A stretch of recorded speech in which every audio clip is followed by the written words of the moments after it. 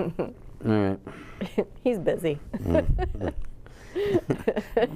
don't know why this TV thing has got to interfere with me loving on a kitten. Hey, I'm Brian Lacey with PGTV, and this is Polk Place, and if there's a kitten in the house, you know what that means.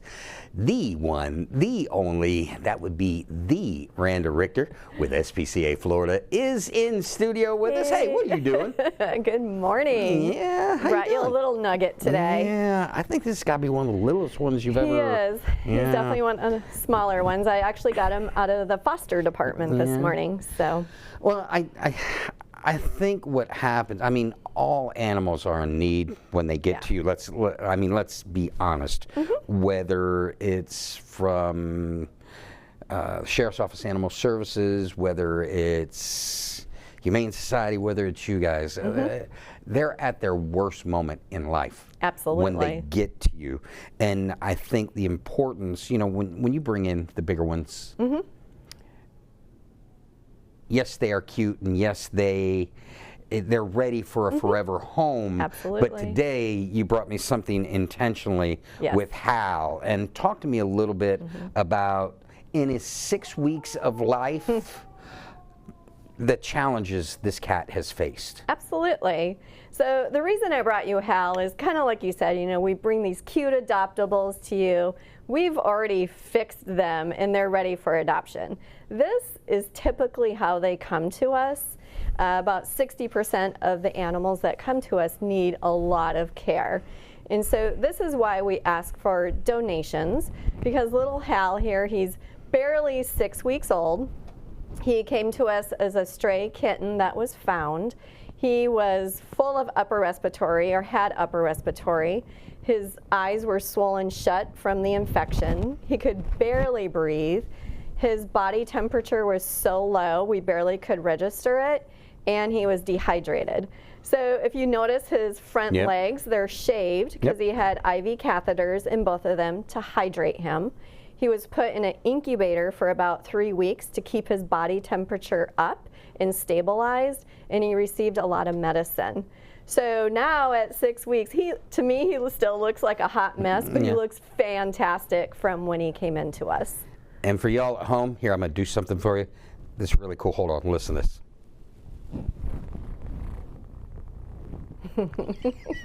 He's a permeister. And I intentionally left fur on his food, or food on his fur. Food on his fur because he's still little. Exactly. He's a little hot mess express still. So. And he is adorable. So when they get to this point, 6 weeks, he's been in your care. He's getting ready to be fostered. At what point in time does he become available for a forever home? So he's only 6 weeks. Typically, we keep him in foster care up to 8 weeks, but more importantly, he has to be 2 pounds. Yeah. Because at 2 pounds, we spay and neuter all the kittens.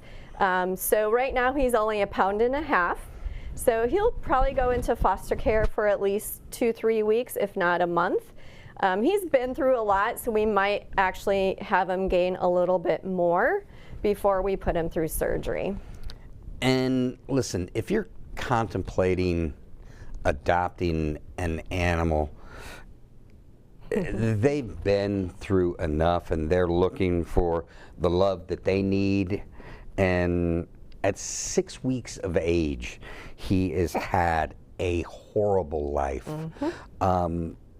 Whether you're fostering, whether you're adopting, or whether you're one of the people that give of your time and your donations to SPCA Florida, this is why. I mean, this is what this is all about. And really, if we had more people like you, this place would be an incredible place. So when Hal is ready, stop by and check him out. But there are others there that need forever homes. So how do they go about doing as such? When they're available for adoption, everyone that's available is listed on our website, which is spcaflorida.org. So you can view all the cats and dogs that are available. And then you just come down and you can free look at all the kitties. The dogs, you do have a staff member go through with you and kind of pick and choose what you're looking for and so forth. But adoptions are no longer by appointment, so you can just come on down to SPCA Florida. Now, let's talk. I know there was something on here that that really interested me.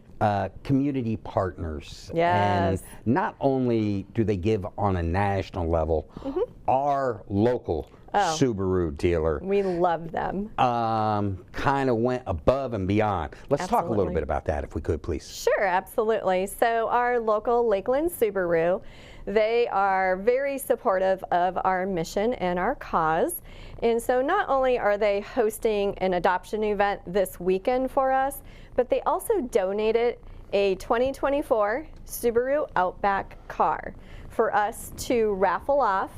And all the proceeds go to SPCA Florida, and in December, we pick a winner for the car. Now, how did that partnership start, and really talk about the importance of supporting? If you're an animal lover and you're in need of a new vehicle, talk about supporting those who support your loves, those things that you give your time, your effort, your resources to. Absolutely. So Subaru Lakeland, obviously they have different missions, but one of them is for animal welfare, and they do want to help locally as well as they do across the nation. So for them to support us, we definitely want to support them in what they're doing as well for the local community. So little guys like this, because people always ask me, like, why do you guys always ask for money? So this little kid here, on average, we probably invest about $175 just on basic care when they come in. He's obviously way exceeded that in his short 6 weeks of his life. So partners like Subaru Lakeland that gave us this car to donate to help raise more money. Not only are you getting a chance to win a free car, but the ticket money, or the raffle ticket money that we get, goes to the care of these little guys as well. So it's a win-win. They are supporting the local community, and they're supporting us in our mission. Randa, it seems to echo the sentiments of these are tough economic times, not only for families and people struggling to survive, but there are also animals out there. And just as the times are as tough for families, they're equally as tough for you guys. Reiterate the value of the investment that they get out of giving to SPCA Florida, if you would. Absolutely. So we all know economic times right now is tough for everyone, animals, people, and everything. So we have a list of people looking to surrender their pets to us because they can no longer afford them, or they're moving, maybe they're homeless now, and we would love to help them, but adoptions are low for us. So until one gets adopted, we can't bring another one in. And also during the political years, our donations, the funds, are always lower because you never know which direction things are going in. So that's why we ask the public for help, one, not only by adopting to open up space for a new one to come in, but financially so we can help the little ones or the injured ones or the ones really in need that are looking for help. Well, we got anything else we want to cover? Anything else that we missed? Anything we want to touch on?